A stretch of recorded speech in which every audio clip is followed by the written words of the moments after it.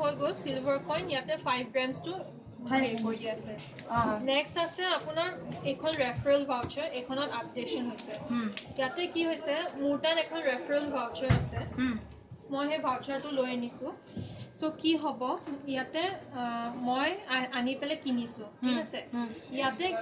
এই ৰেফাৰেল ভাউচাৰখনত 5000 ৰ ওপৰত শ্বপিং হ'ব লাগিব আচ্ছা তেতিয়াহে এই ভাউচাৰখন এপ্লিকেবল হ'ব আচ্ছা আৰু ইয়াতে কি হয় সপোজ মই কৰিলো হেৰি 1 লাখৰ শ্বপ yes মই কৰিলো 1 লাখ হা তেতিয়া তাৰ মানে মই ইয়াতে ফৰ এভৰি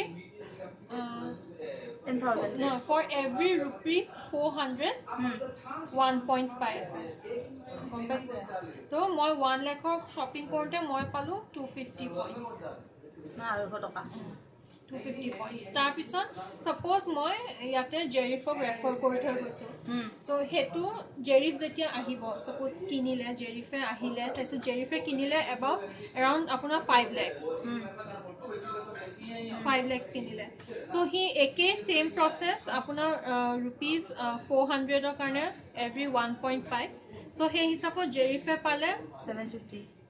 নহয় হেৰি 1250 পালে সো এই 1250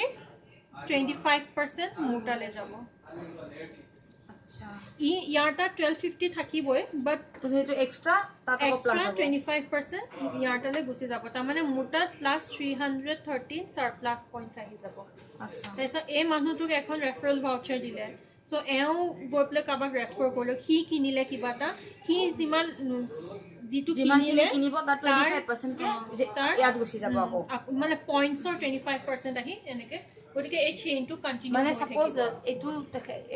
মানে এখেতেটো এল দিলে তো এৰ পৰা 25% পাই গল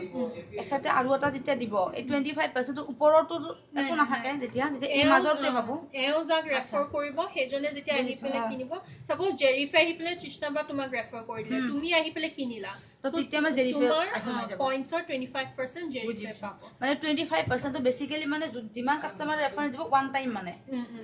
আৰু নহয় ওয়ান টাইম এটো হেতু আৰু এই সাৰপ্লাস টু পিছত হিয়তে যিমানখিনি সপোজ মোটা তেনেকে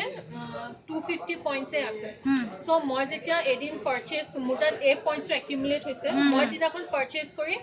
মেকিং চাৰ্জত মেকিং চাৰ্জত 250 অফ পাম আচ্ছা আৰু কেতিয়াবা এনেকুৱা হ'ব পাৰে সপোজ এটো অকল আছে gold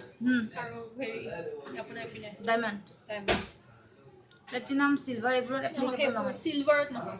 বাকিবোৰ applicable platinum diamond gold তিনটাতে এপ্লিকেবল এটো ক্যাশ কাউন্টাৰটো কবলে দিছে মোক আৰু এটা কথা সপোজ মোটাত আছে 4000 পইণ্টস একিউমুলেট আৰু মই সপোজ শপিং কৰিছো সপোজ 3000 তো So 3000 মই কৰিছো তো এই 4000 ৰ পৰা মই 3000 মাইনাস হৈ যাব মানে ইউজ কৰিব পাৰো বা মই ৰাখিও দিব পাৰো নেক্সট পাৰচেজৰ কাৰণে বাট ইউজ কৰিব পাৰিলে মোৰ ব্যালেন্স থাকি যাব 1000 সো এতিয়া কি হৈছে এতিয়ালৈকে মাৰ্কেটিং টিমে ইয়াতে ভ্যালিডিটি দিয়া নাই সো হেকাৰণে এই বস্তুটো এনেকে আছে কেদিনমান পিছত এটা ভ্যালিডিটি দি দিব গতিকে সপোজ যদি 31st মাৰ্চ ভ্যালিডিটি দি দিয়ে 31st মাৰ্চৰ পিছত হেৰি এই পইণ্টস টো নিজে নিজে ভ্যানিশ হৈ যাব যদি নকৰে ওকে